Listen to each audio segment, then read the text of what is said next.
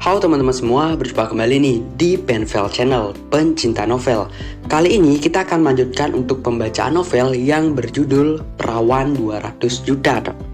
Nah, buat kalian semua yang belum menonton video sebelumnya, wajib banget nonton agar ceritanya bisa jadi runtut dan tidak salah paham teman-teman. So, sekarang kita akan memasuki bab yang kedua. Aku langsung menoleh saat pintu terbuka. Seorang pria muda masuk. Kenapa tak seperti yang Jenny ceritakan padaku?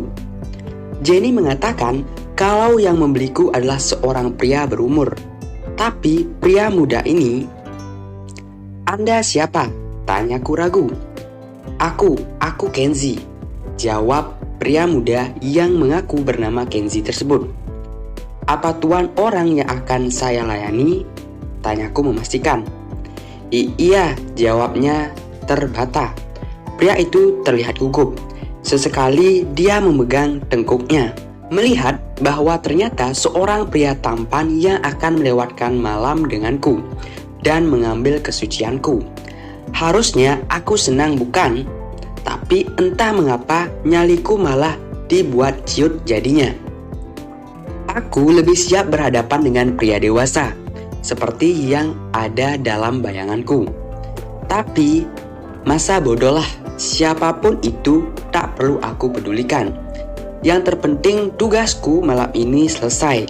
Demi baju baru, perhiasan, ponsel terbaru, serta uang yang sudah Mami Erna janjikan padaku. Aku berjalan mendekati pria muda yang bahkan belum beranjak dari depan pintu. "Kamu mau apa?" Pria itu melangkah mundur sambil tersudut di pintu. Pria ini membuatku bingung. Tak pernah ada adegan dalam film yang kulihat di mana seorang pria ketakutan melihat gadisnya. Tapi dia, kugaruk kepalaku yang tak gatal, mencoba mengingat apa ada yang telah aku lewatkan. Aku menggeleng pelan. Tak ada adegan seperti ini di film manapun. Kalau sebaliknya ada, sudahlah, praktekkan saja sesuai yang aku tahu. Kembali berjalan mendekat. Tanganku merubah menggapainya, tapi dia melepisku. "Apa ada yang salah, Tuan?" tanyaku bingung kenapa dia menolakku dan malah terlihat gugup seperti itu. "Tuan benar-benar orang yang memesanku kan?" tanyaku lagi. Pria itu mengangguk. Lalu, "Maaf, aku gugup," jawabnya. Kupindai wajahnya, kemudian turun ke badan tegapnya. Sangat sempurna, belum apa-apa nampak keringat membasahi keningnya. "Tuan baik-baik saja?" tanyaku kemudian. Dia mengangguk pelan. "Lalu, apa saya kurang cantik? Tidak sesuai harapan Tuan?" Bukan begitu, kamu cantik," jawabnya. "Lalu?" tanyaku padanya. Aku kembali melangkah mendekatinya, merapatkan tubuhku padanya. Walau terasa aneh, ini untuk pertama kalinya, tapi pekerjaan ini harus diselesaikan agar bisa kudapat apa yang aku inginkan. Aku mengeluarkan segala jurus yang telah diajarkan. Tapi yang ada, pria bernama Kenzi itu malah semakin tegang ketakutan. "Kenapa Tuan mempersulit tugas saya?" ucapku padanya. Aku habis akal. Ku benturkan kepalaku ke pintu di belakangnya. Kesal. "Kalau Tuan tak mau menikmati saya, kenapa Tuan ada di sini?" ucapku kesal. Semua di luar bayanganku. Aku mengira tidak perlu perjuangan seperti ini dalam pekerjaanku. Setiap film yang aku saksikan, tokoh pria yang lebih banyak menyerang. Tapi sekarang, lihat apa yang pria ini lakukan. Aku sentuh saja, dia malah ketakutan. "Beri aku waktu sebentar," ucapnya kemudian. Aku mengangguk pelan, lalu berjalan ke arah ranjang. Ku hempas pelan pantatku, duduk di tepian. Mataku masih terus memindai pria muda yang sekarang berjalan mendekat lalu duduk di sampingku. Cukup lama kami berdiam. Aku mulai bosan. Tak terlihat kemajuan. Aku yang harus mengambil tindakan. Aku meraih tangannya, memaksanya memegangku. Dia tak menolaknya. Bagus. Kembali, kuteruskan lebih jauh. Walau masih dingin, tapi tak ada penolakan seperti tadi. Aku sudah mulai memanas. Kurasa dia mulai mengimbangi permainanku. Tapi ternyata aku salah. Dia mendorongku pelan. Bangun dan duduk di tepi ranjang. Kupukul bantal kesal. Apa maunya sebenarnya? Maaf, aku tak bisa. Ucapnya membuatku bingung. Maksud Tuan, aku tak menyukai perempuan. Aku tak suka dengan perempuan, tegasnya lagi. Diremas kasar rambut itu. Tampak sekali dia begitu stres dengan kondisi ini. Tidak suka perempuan, lalu untuk apa dia membayarku mahal-mahal? Kamu tahu, aku sama sekali tak terangsang melihatmu. Sama sekali tak ada hasrat untuk menyentuhmu. Aku akui kamu sangat cantik, tapi aku tak bisa melakukannya. Jelaskan padaku. Papa meminta asistennya untuk memesan seorang gadis untukku, dengan harapan aku bisa sembuh dari penyakitku. Lanjutnya, memangnya kamu sakit apa? Tanyaku kemudian. Tak memanggilnya dengan sebutan Tuan lagi. Aku gay, jawabnya. Gay apa itu? Pria muda itu menoleh ke arahku. Kamu tak tahu gay? Tanyanya balik. Aku menggeleng. Aku menyukai sesama pria. Hah? Seruku kaget. Aku tak habis pikir. Pria suka pria. Apalagi ini.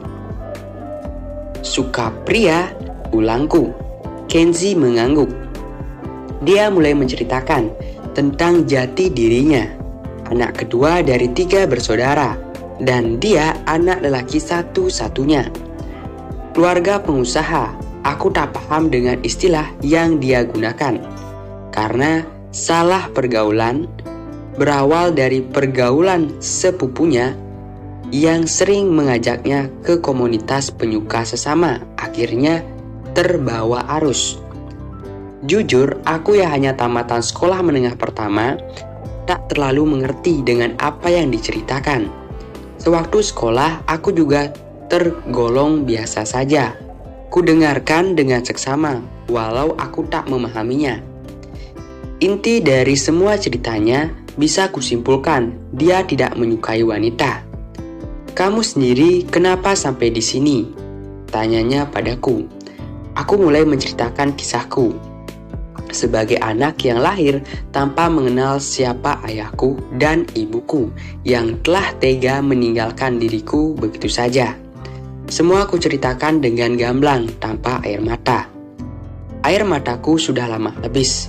Yang ada sekarang hanya keinginan lepas dari kemiskinan, bisa membalas budi pada Mama Ella dan memiliki barang-barang yang aku suka. Kamu tegar sekali, ucapnya mendengar ceritaku. Bukan tegar, aku sudah mati rasa, jawabku. Kesakitan yang teramat sakitlah yang membuat jiwaku seakan mati, tak peduli apapun lagi. Benarkah kau sama sekali tak tertarik padaku? Godaku padanya. Kembali kurapatkan tubuhku padanya. Kenzi sedikit condong ke belakang, memberi jarak di antara tubuhku dengan tubuhnya. Entah aku merasa ini lucu sekali, tapi di satu sisi ada rasa peduli, merasa kasihan pada pemuda ini. Aku juga ingin hidup normal, tapi ini sulit sekali. Kamu memiliki pacar pria juga? Kenapa aku jadi begitu penasaran? Hal ini mengundang banyak tanya dalam benakku. Baru dekat. Sedekat apa? Ya dekat. Kenapa kepo sekali? Aku memajukan bibirku agar nada suaranya sedikit meninggi. Padahal banyak sekali yang ingin aku tanyakan padanya. Terus sekarang kita ngapain? Tanyaku kemudian. Melayang sudah impianku. Kenapa dia yang dikirimkan padaku? Jangankan meregut kesucianku, memegangku saja dia tak berhasrat. Kenzi menolak ke arahku. Sesaat netral kami saling menatap. Andai saja aku tak tahu kenyataan tentangnya, mungkin akan ada debaran dan gejolak dalam dadaku. Di tatapan pria setampan dia, aku membuang pandanganku, berdecak kesal. Sial. Kenapa? Tanyanya. Masih tanya kenapa? Bungutku. Iya, harusnya kamu senang. Tak ada yang menjamah tubuhmu dengan hina, yang hanya ingin menyesap madumu saja. Oh ya, tapi aku sebaliknya, aku tak senang. Mimpiku akan baju mahal, perhiasan, uang, dan ponsel baru melayang sudah. Tak ada darah perawan, tak ada bayaran untukku. Di pikiran mereka aku tak becus melayanimu, ucapku kesal.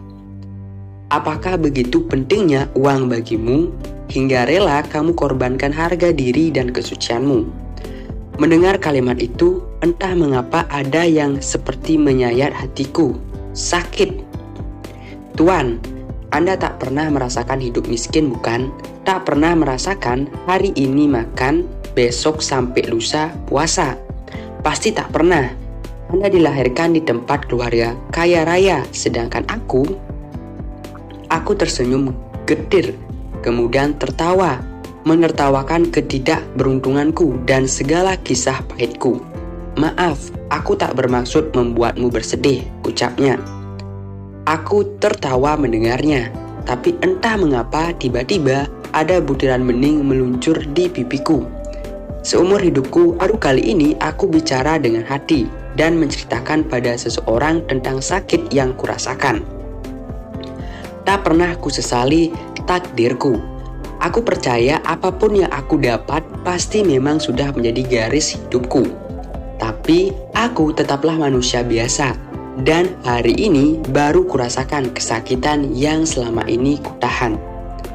Selama ini aku tak punya teman dan tak ada tempatku mencurahkan segala risau dalam hatiku. Aku sendiri dan ditempa, dipaksa untuk menjadi tegar, menjadi kuat. Maafkan aku, ucapnya lagi. Hai, apa yang kamu lakukan? Kamu yang membuatku menangis. Tanggung jawab, ucapku sambil melanjutkan mengusap air mataku dengan kemejanya. Aku akan mengganti kerugianmu, tenang saja, ucapnya padaku. Senyumku langsung terbit seketika. Tak sulit baginya yang seorang anak pengusaha untuk memberi ganti rugi padaku pastinya. Tapi masalahnya, kalau aku tak berhasil menidurimu, aku dibuang dari keluargaku yang otomatis semua fasilitasku ditarik. Dan aku menjadi gembel, lebih miskin darimu. Senyumku langsung sirna seketika. Sekarang bantu aku memikirkan bagaimana cara agar kita bisa memberikan bukti kalau aku sudah menidurimu, ucapnya lagi.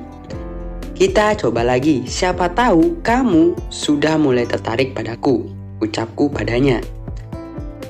Kalaupun aku tertarik padamu, aku tak akan tega melakukan hal itu. Ucapannya sebenarnya membuatku merasa malu. Sebuah tamparan bagiku yang menghinakan diriku sendiri.